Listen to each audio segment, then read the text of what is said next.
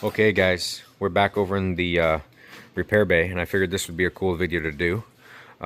We've been over in the manufacturing bay quite a bit here lately with all the videos, but we're going to jump up underneath this thing and look at the way this is built underneath there. And then we're replacing a water tank, and by we I mean Zeno over there, not me.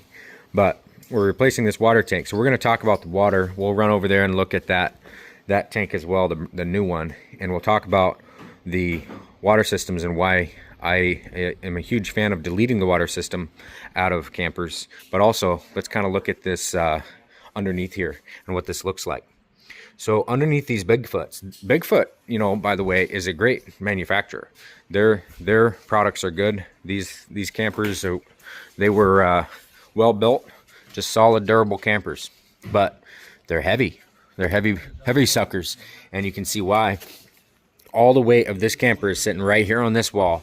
It's all transferring right here onto the edge, so, and then over onto this front wall. And then this is literally just a pan screwed up against the bottom, and then you got some chunks of foam in there. And that's a higher density foam as well, so it's good stuff. But yeah, no, this is what the underside of a Bigfoot looks like, or at least this model Bigfoot.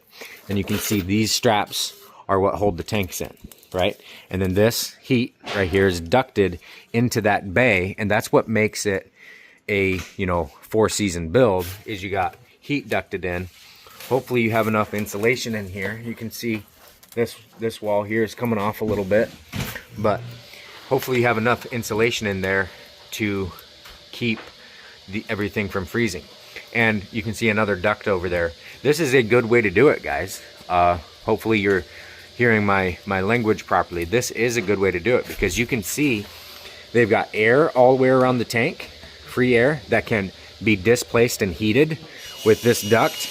And as long as you have air discharging and escaping somewhere in the build, like maybe up there, you have it escaping up into another chamber to where you're not getting an airlock, then man, it's a fantastic way to call it a 4-season build, because you're actually heating the air all around the tank rather than having the tank, say, against a sidewall to where all of that thermal transfer just goes right into the tank, you know, and therefore the water. So anyway, that's what the bottom side of a Bigfoot looks like. But then this tank right here, we're replacing this. Was this thing leaking? Is that why we're replacing it because of the mold? Replacing it because of the mold. All right, so it wasn't leaking. I looked at it because of the mold and started the video, but that's why the customer happens to be replacing it as well. Look at this. So this is the kind of stuff, guys, that we try to build out of our designs if it's at all possible. Look inside this tank. It's just fresh water going in there, right?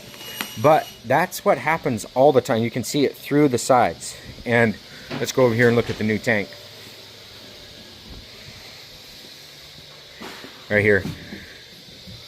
Some of these fittings are just hard to get, and you can't replace them. So we're going to replace every bit of the fittings in here. But there's some of them that the only thing you can do is clean them really well and then reuse them, because they're hard to get a hold of. So he's got a new tank here, but what's going to stop this thing really from molding again in the future? We're going to replace all of these, right? This is getting replaced, and we already came in with new over there, it looks like.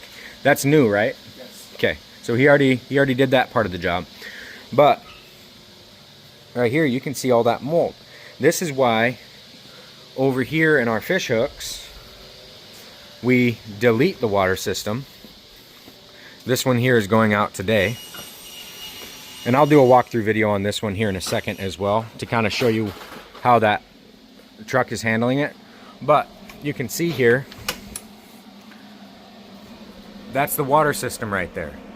And most of the time, that's all you're doing with a water system anyway, is you are just drinking the water that you bring with you in a jug rather than in the tank. Right? Well, hopefully you are, but this is why I never stand by drinking water out of a camper, because there are so many campers out there on the road that are just like this. They have their tanks here. So guys, never drink the water in a camper. That's my opinion, and that's our opinion here at the shop. Is we always encourage you to get good a good clean water source for drinking in your camper, right? And delete this as much as possible. So what are you going to use the water system on? Oftentimes folks don't necessarily use the shower. They only use it for washing dishes and everything.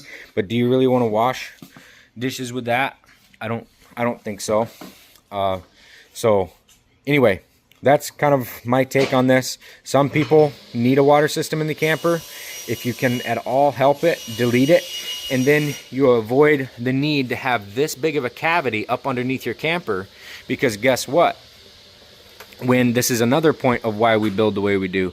When you have that large of a cavity, and I have another video doing a walkthrough on a larger camper. I'll link it at the end of this video. But a larger camper, and showing you where the tanks are on the ones that we build. But when you, and I talk about raised floors and everything in that video, but when you take and you go with tanks in a camper, you have to have everything move up, right? So let's go to the back and look at that. Back here, everything has to move up. Look at how high that door is, right? The top of your bed rails on your truck are probably about right here at best. Yeah, you can see that transfer. Top of the bed rail is going to be about right there. So yeah, about here. And so you're actually, the majority of the weight of this camper is above, kind of like right here in this truck. The majority of the weight is sitting right here about where your head is in the cab, right? So your center of gravity is super high, and that's where you get a camper that sways back and forth. Sorry, Josh. That sways back and forth this way so much. What you want to do is you want to get your weight down as far as possible and then as far forward as possible. And that's why everything is where it is in here. So like, look at this here. And I'm using this as an example because it's the camper right here on the floor. But when you look in there, you can see those two big batteries on this small build. They are down against the front wall and they're low, trying to get that weight in front of the axle. Let's look over here on this build. You have all that weight up here real high, and then on top of that you have a bunch of batteries back here hanging off the back edge of the truck when your axle is approximately here. And you can see the center of gravity says it's there, but that's debatable once the camper is loaded and everything's up there. But Bigfoot does a good job when it comes to display or placing weight in certain areas. And I know these are two completely different categories of the market. But then look at this. You see, you got these three batteries in here. These are parallel group 24s on a 12-volt platform. That right there is roughly, once these things have been discharged the first time, 50%. They shave a little off. But these right here you're probably sitting at roughly 150 amp hour, whereas over there in that build you're sitting at about 300 amp hour, and the batteries are placed in the right spot. So anyway, that's a side trail. But here you go. You can see he's putting that tank in. But there you go, guys. We could talk about this stuff all day. There's so many fun things you get to do with design work, and that's just one of them. And you know, I could get into the structure of this front wall and how, you know, without having that transferred into the floor and everything, how you get stress cracks and everything. But we're gonna leave it right there. I'm gonna do a walkthrough on that one here in a minute. That'll be on the channel at some point as well. Anyway, cheers. Thought that would be a good one.